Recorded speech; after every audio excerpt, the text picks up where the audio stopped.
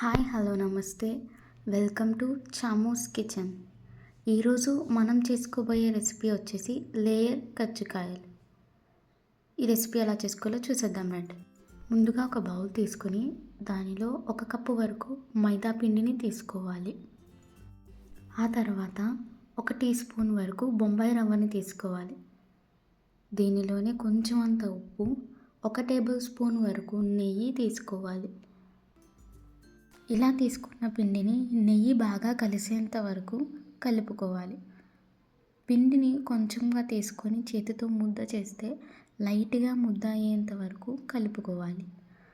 ఆ తర్వాత దీనిలోకి కొన్ని వాటర్ యాడ్ చేసి పిండిని మృదువుగా మెత్తని పిండిగా కలుపుకోవాలి. పిండిని సెమీ సాఫ్ట్గా కలుపుకోవాలి. ఇలా వీడియో క్లిప్లో చూపిస్తున్న విధంగా పిండిని ఇలా మృదువుగా మెత్తగా కలుపుకొని ఆ బౌల్లోనే పెట్టి పక్కన పెట్టండి. ఇలా కలుపుకున్న పిండిని అరగంట పాటు పక్కన పెట్టాలి. ఆ తర్వాత స్టఫింగ్ కోసం ఒక మిక్సీ జార్ తీసుకొని 1/4 కప్పు వరకు పంచదారను వేసి పంచదార మెత్తటి పొడి అయ్యేంత వరకు చేసి ఒక బౌల్లోకి తీసుకోండి. ఇలా చేసుకున్న పంచదార పొడిని బౌల్లోకి తీసుకొని పక్కన పెట్టండి. ఆ తర్వాత స్టవ్ మీద ప్యాన్ పెట్టుకొని 1 టేబుల్ స్పూన్ వరకు నెయ్యిని తీసుకోవాలి. నెయ్యి కొంచెం కాగుతుండగా ఆ తర్వాత దీనిలోకి 1 కప్పు వరకు ఎండు కొబ్బరిని తురుముకొని తీసుకోవాలి. ఇలా ఈ ఎండు కొబ్బరి తీసుకున్న దానిలోనే 2 టేబుల్ స్పూన్ వరకు డ్రై ఫ్రూట్స్ని తీసుకోండి. ఇక్కడ నేను 1 టేబుల్ స్పూన్ జీడిపప్పు, 1 టేబుల్ స్పూన్ బాదం పప్పు తీసుకున్నాను. ఇలా తీసుకున్న డ్రై ఫ్రూట్ని, ఎండు కొబ్బరిని దూరగా వేయించుకోవాలి. ఇలా వేయించుకున్న ఎండు కొబ్బరిలోకి 1 టీ స్పూన్ వరకు గసగసాలను తీసుకోవాలి. ఇలా గసగసాలు వేసుకున్న తర్వాత కొంచెం వేపుకొని ఆ తర్వాత దీనిలోకి మనం ముందుగా చేసి పెట్టుకున్న పంచదార పొడి మొత్తాన్ని వేసేసి ఒక్కసారి కలుపుకొని అలా కలుపుకున్న దానిని ఒక 2 నిమిషాల వరకు వేడెక్కనిచ్చి వెంటనే స్టవ్ ఆఫ్ చేసి ఈ పంచదార మిశ్రమాన్ని మొత్తాన్ని ఒక బౌల్లోకి తీసుకోవాలి. ఆ తర్వాత దీంట్లో 1 టేబుల్ స్పూన్ వరకు యాలకుల పొడిని ఒకసారి బాగా కలుపుకొని దీన్ని పక్కన పెట్టుకోవాలి. ఆ తర్వాత ముందుగా కలిపి పెట్టుకున్న మైదా పిండిని ఒకసారి తీసి 2-3 సార్లుగా పిండిని బాగా నీట్ చేస్తూ కలుపుకోవాలి. ఆ తర్వాత 1 టేబుల్ స్పూన్ వరకు కార్న్ఫ్లోర్ని తీసుకొని ఆ కార్న్ఫ్లోర్లోకి 1 టేబుల్ స్పూన్ వరకు నెయ్యిని తీసుకొని ఈ రెండింటిని మెత్తగా పేస్ట్లా అయ్యేంత వరకు మంచిగా కలుపుకోవాలి. ఈ పిండిని మృదువుగా కలుపుకొని ఇలా వీడియో క్లిప్లో చూపిస్తున్న విధంగా కలుపుకొని ఈ ప్లేట్ని పక్కన పెట్టుకోవాలి. ఆ తర్వాత ముందుగా తీసుకున్న పిండిని 4 భాగాలుగా చేసుకొని దానిలో ఒక భాగాన్ని మైదా పిండిలో డస్ట్ చేసి తీసుకోవాలి.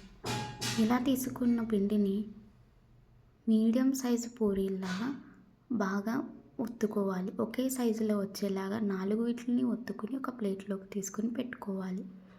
ఇలా తీసుకున్న చపాతీలను ఒక చపాతీ తీసుకొని ముందుగా మనం ప్రిపేర్ చేసి పెట్టుకున్న కార్న్ఫ్లోర్ నెయ్యి మిశ్రమాన్ని 1 టీ స్పూన్ వరకు తీసుకొని ఈ చపాతీ మొత్తానికి రాయాలి. ఇక్కడ గ్యాప్స్ లేకుండా చూసుకొని బాగా రాసిన తర్వాత దీనిపైన ఇంకొక చపాతీని పెట్టి సేమ్ ఇలానే 4 చపాతీలకు ఒకదాని మీద ఒకటి పెట్టి 4 ఇలానే చేయాలి. ఆ తర్వాత పొడి మైదా పిండిని డస్ట్ చేసుకొని ఆ మైదా పిండి డస్ట్ చేసిన తర్వాత బాగా గట్టిగా మృదుపుతూ నెమ్మదిగా దానిని రోల్ చేసుకోవాలి. ఇలా వీడియో క్లిప్లో చూపిస్తున్న విధంగా పొడుగ్గా రోల్ చేసుకొని దీనిని ఇప్పుడు 2 ఇంచెస్ మందం వచ్చేంత వరకు నైఫ్తో కట్ చేసుకోండి.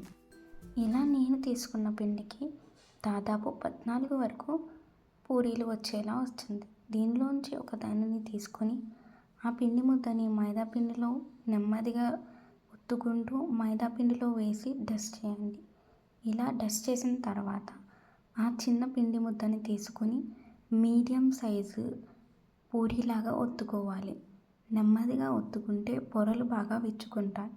దీనిలోకి 1 టేబుల్ స్పూన్ వరకు మనం తయారు చేసి పెట్టుకున్న స్టఫింగ్ని వేసుకొని చుట్టూరు వాటర్తో అద్దుకుని ఆ తర్వాత ఆ పూరీని నెమ్మదిగా వీడియోలో చూపిస్తున్న విధంగా గజ్జికాయ షేప్ వచ్చేలాగా రెండిటిని అతుక్కునేంత వరకు నెమ్మదిగా రోల్ చేయాలి.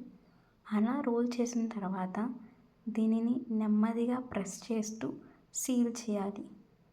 ఎక్కడ స్టఫింగ్ బయటికి రాకుండా మొత్తం గజ్జికాయని సీల్ చేయాలి. ఆ తర్వాత ఒక ఫోర్క్ తీసుకొని చిన్నగా డిజైన్ రావడానికి ఇలా చూపిస్తున్న విధంగా అంచులను నొక్కుతూ సీల్ చేయాలి. ఇలా చేయడం వల్ల మనకి మంచి డిజైన్ వస్తుంది. ఇలా రెడీ చేసి పెట్టుకున్న గజ్జికాయని తీసి ఒక ప్లేట్లోకి ట్రాన్స్ఫర్ చేసుకోండి. ఇలానే మొత్తం అన్ని గజ్జికాయలను ప్రిపేర్ చేసి పెట్టుకోండి.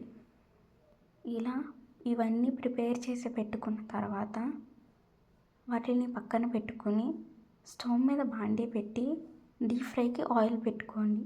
ఆయిల్ వేడైందో లేదో చూసిన తర్వాత దానిలోకి ఒకదాని తర్వాత ఒకటి గజ్జికాయలను వేసుకొని ఆయిల్కి ఎన్ని సరిపోతే అన్ని గజ్జికాయలను వేసి వేయించుకోవాలి.